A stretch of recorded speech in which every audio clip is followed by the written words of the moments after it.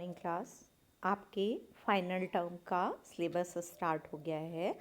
तो बच्चों, हर कहानी आपके लिए इम्पोर्टेंट है। आप बाद में क्वेश्चंस को छोड़ देते हैं, इसलिए अभी से अगर आप कहानी अच्छी तरह से सुन लेंगे तो आपको क्वेश्चंस को छोड़ने की ज़रूरत नहीं पड़ेगी। तो अभी देखिए, आपको कहानी पढ़ाई जा रही है, उसके बाद लिखित क्वेश्चंस भेजे जाएंगे। तो इसके बाद की मेहनत आप लोगों को करनी है। ठीक है, आज की कहानी हम पढ़ा रहे हैं। 7th चैप्टर है आपकी बुक में, सोने का हिरण। तो सोने का हिरण कहानी में, जैसा कि आपने पहली पार्ट में पढ़ा था कि रावण अपने मामा मारीच से रिक्वेस्ट करता है कि वो सोने के हिरण का मायावी रूप धरे। मायावी रूप मतलब वो असली में एक राक्षस था, लेकिन वो उससे कहते हैं वो रूप बदलना जानता था। तो राम कहते हैं कि उनको एक हिरण बनना पड़ेगा सोने का, और राम की कुटिया के आसपास जाकर सीता के मन को आकर्षित करना होगा ताकि वो सीता को क्या कर सके, चुरा सके, सीता का अपहरण कर सके। तो बच्चों, वो मारीच पहले तो नहीं मानता, वो राम की शक्तियों का एहसास दिलाता है, लेकिन जब उसको लगता है कि रावण उसकी बात नहीं मानेगा तो वो तैयार हो जाता है कि वो रावण की सहायता करेगा और सोने के हिरण का रूप रख लेता है। और उसके पश्चात वो उस जंगल में चला जाता है जहाँ पर राम ने कुटी बनाई होती है, और सोने का हिरण रूप धरकर सीता को आकर्षित करने की कोशिश करता है। और सीता उसके मोह में बच जाती हैं और राम से उनका शिकार करने के लिए कहती हैं, जिसके पश्चात सीता का क्या हो जाता है, अपहरण हो जाता है। तो बच्चों, ये कहानी जो है ये आपके सिलेबस की पहली कहानी है इस समय की, फाइनल की। और पहली कहानियाँ भी आएंगी आपकी, तो हम इसको पढ़ना स्टार्ट करते हैं, ध्यान दीजिएगा। तो राम को कुटी से निकलते देखकर मायावी हिरण कुलाचे भरने लगा, मतलब दौड़ने लगा। ठीक है, राम को बहुत छकाया, बहुत दूर तक ले गया। राम बेटा मन ही मन जानते थे कि ये मायावी हिरण है, लेकिन सीता के कहने पर वो उसे मारने चले गए। झाड़ियों में लुकता छिपता भागता वह राम को कुटी से बहुत दूर ले गया। राम जब भी उसे पकड़ने का प्रयास करते वह भागकर और दूर चला जाता।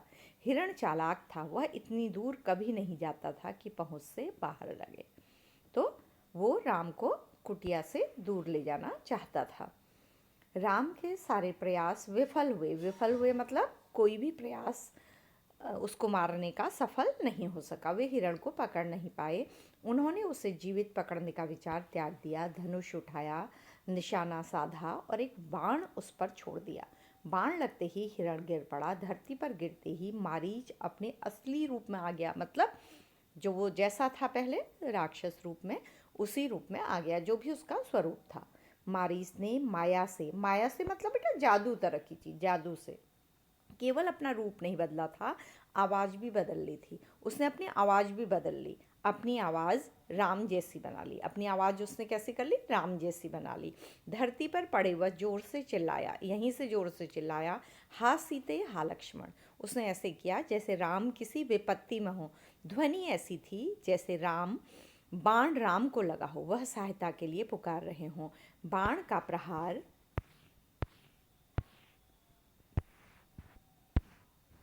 गहरा था।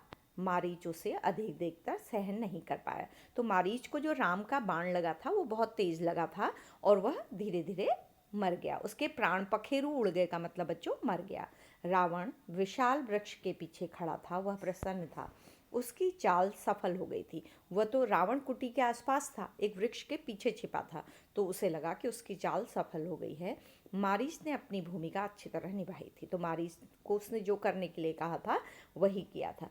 बच्चों, मारीच भी जानता था कि वह राम के हाथों बचेगा नहीं, लेकिन उसको लगा कि रावण के हाथ से मरने से अच्छा है कि राम के हाथों से मरा जाए। अब तक सब कुछ वैसा ही हुआ जैसा उसने सोचा था। तो रावण की योजना सफल हो गई थी। उसे राक्षस अंगपन की याद आई। सीता का हरण हो तो राम के प्राण निकल जाएंगे, वह निशक्त हो जाएंगे। तो रावण, एक राक्षस ने उनसे कहा था कि अगर सीता को चुरा लिया जाए, सीता हाथ से निकल गई, तो राम स्वयं ही मर जाएंगे, वह निशक्त हो जाएंगे, वह शक्तिहीन हो जाएंगे। वह अगले चरण की तैयारी में जुट गया कि उसको अब सीता का क्या करना था बच्चों, किडनैप करना था, अपहरण करना था। मारीच की पुकार राम ने सुनी, वह पास ही थे। उन्हें समझने में देर नहीं लगी कि पुकार की मंशा क्या है। तो राम तो सामने थे, उन्हें तो कुछ हुआ ही नहीं था बच्चों, उन्होंने तो मारीच को मारा था। लेकिन उन्हें समझ में आ गया कि ये कोई ना कोई खेल है, कोई ना कोई षड्यंत्र है। मायावी मारीच की पूरी चाल उनके सामने खुल गई। वो समझ गए कि ये क्या करना चाहते हैं। मायावी मारीच की पूरी चाल खुल गई। हिरण जानबूझकर भागता रहा उन्हें कुटिया से दूर ले जाने के लिए। एक बच्चों एक शब्द पर ध्यान दीजिएगा, हिरण बोलते हैं हम लोग, हिरण होता है वास्तव में, ठीक है, इस पर ध्यान दीजिएगा, न होता है, हिरण नहीं होता है, ठीक है। उन्हें कुटिया से दूर ले जाने के लिए, तो उनको समझ में आ गया कि ये हिरण उनको कुटिया से दूर ले जाना चाहता था। वह षड्यंत्र का अगला चरण विफल करना चाहते थे। तो उन्होंने समझा कि वो जल्दी से कुटिया में पहुंच जाएं और जो इन्होंने षड्यंत्र किया है किसी भी राक्षस ने, वो उससे बच सकें। उनके जाल में तेजी आ गई ताकि कुटिया में पहुंच सकें, ठीक है। तो राम को सब समझ में आ गया, वो जल्दी से जल्दी सीता और लक्ष्मण के पास पहुंचना चाहते थे। अब देखिए कुटिया में क्या हो रहा है, ये अगला सीन है। वह मायावी पुकार सीता और लक्ष्मण ने भी सुनी। तो ये जो पुकार थी वो सीता और लक्ष्मण ने भी साथ ही सुनी। किसकी पुकार बच्चों? मायावी हिरण की, जो मारीच था। लक्ष्मण उसका रहस्य तत्काल समझ गए। लक्ष्मण समझ गए कि कोई राक्षस राम की आवाज़ बना रहा है, राम की तरह। उन्होंने बाण चलाकर धनुष दृढ़ता से पकड़ लिया। तो वो समझ गए कि राक्षसों की कोई योजना है। उन्होंने अपने बाण को और धनुष को पकड़ लिया, चौकसी बढ़ा दी। वे राक्षसों की अगली चाल का सामना करने के लिए तैयार थे। उन्हें पता था कि राक्षस आएंगे, ऐसा कुछ युद्ध करेंगे या हमला करेंगे, तो वो तैयार हो गए।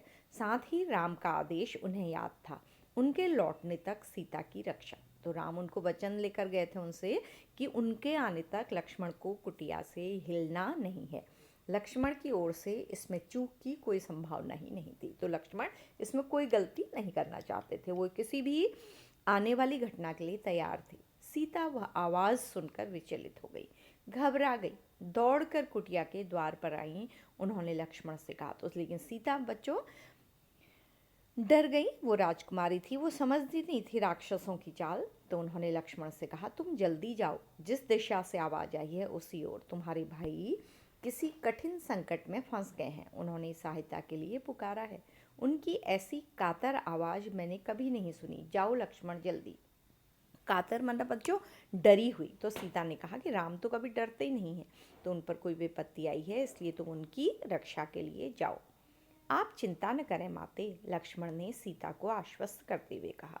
तो लक्ष्मण तो सब समझते थे। उन्होंने कहा, माते आप चिंता मत करिए, राम संकट में नहीं है, हो ही नहीं सकते, उनका कोई कुछ नहीं बिगाड़ सकता। हमने जो आवाज़ सुनी है वह बनावटी है। तो उन्होंने कहा, ये जो आवाज़ थी वह नकली आवाज़ थी, मायावी राक्षसों की चाल है, मुझे कुटिया से दूर ले जाने के लिए। तो मायावी राक्षस मतलब रूप बदलने वाले राक्षस चाहते हैं कि मैं कुटिया छोड़कर दूर चले जाऊं। आप निश्चिंत रहें, भाई राम जल्दी ही आते होंगे, तो आप चिंता मत करिए, राम अभी आ जाएंगे, ठीक है। सीता क्रोध से उबल पड़ी। सीता को क्रोध आ गया लक्ष्मण पर। लक्ष्मण का इस घड़ी में इतना शांत होना उन्हें समझ में नहीं आया। उनको लगा कि लक्ष्मण इतने शांत क्यों हैं, उन्हें तो कोई हड़बड़ी भी नहीं है, वो डरे भी नहीं हैं। राम की आवाज़ सुनकर भी वे यहीं खड़े रहे। जो राम कितनी कहना मानता था, राम की पुकार पर वो बिल्कुल चुपचाप है, सहायता के लिए नहीं गए। सीता को इसके पीछे षड्यंत्र दिखाई दिया। तो सीता डरी हुई थी। उन्हें लगा कि लक्ष्मण के मन में भी कोई लालच आ गया है। लक्ष्मण की चाल, लगा कि लक्ष्मण राम का भला नहीं चाहते। उन्हें एक पल के लिए लगा कि लक्ष्मण भी राम का भला नहीं चाहते हैं, उनके हितैषी नहीं है, मतलब उनका भला नहीं चाहते हैं। चाहते हैं कि राम न रहें, मारे जाएं, ताकि राजपाट उन दोनों का हो जाए, उनके रास्ते का कांटा निकल जाए। तो उनको लगा कि लक्ष्मण को भी राज्य का लालच आ गया, वो भी राम की मृत्यु चाहते हैं।